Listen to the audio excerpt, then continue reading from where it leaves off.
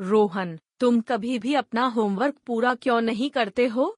आज फिर तुम टीचर से डांट सुनोगे। कोई बात नहीं मम्मी, मैं स्कूल जा रहा हूँ। अरे रोहन, तुमने आज भी अपना होमवर्क नहीं किया है।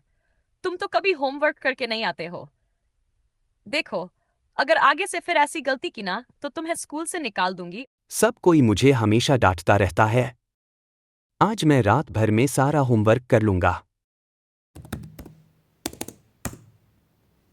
होमवर्क करते करते रोहन को नींद आ जाती है। तभी उसे किसी के हंसने की आवाज आती है। अरे, ये किसके हंसने की आवाज आ रही है? नीचे जाकर देखता हूँ, कहीं कोई मेरे साथ मस्ती तो नहीं कर रहा। आओ रोहन, मेरे पास आओ।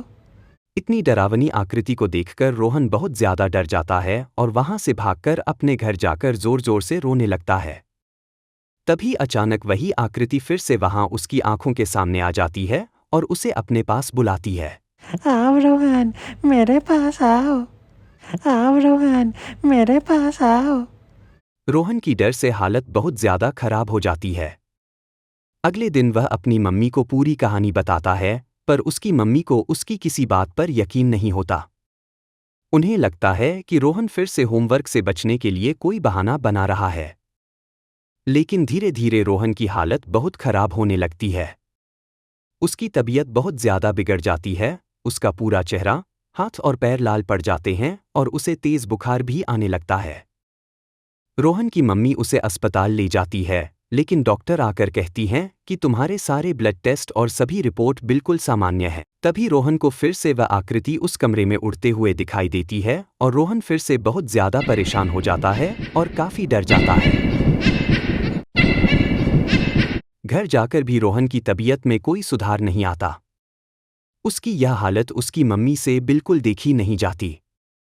मम्मी परेशान होकर अपने एक दोस्त को फोन करती हैं, जिसे भूत प्रेत के बारे में बहुत जानकारी है और जो भूत प्रेत को भगाने के लिए पूजा पाठ भी करता है।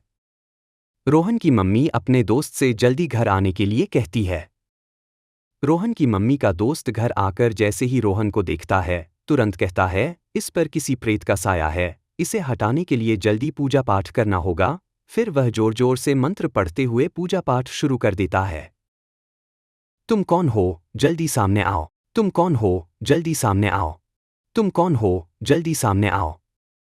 तभी अचानक वह आकृति धीरे धीरे सबके सामने आने लगती है और आकर जोर से चिल्लाकर बोलती है।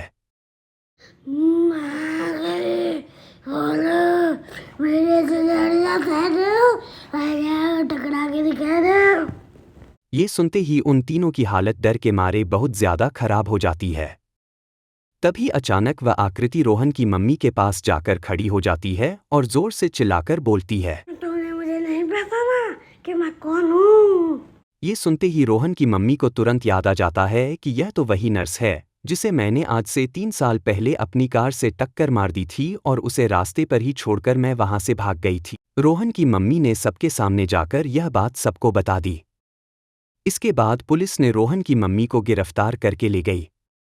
उस दिन के बाद से वह आकृति ने कभी भी रोहन को तंग नहीं किया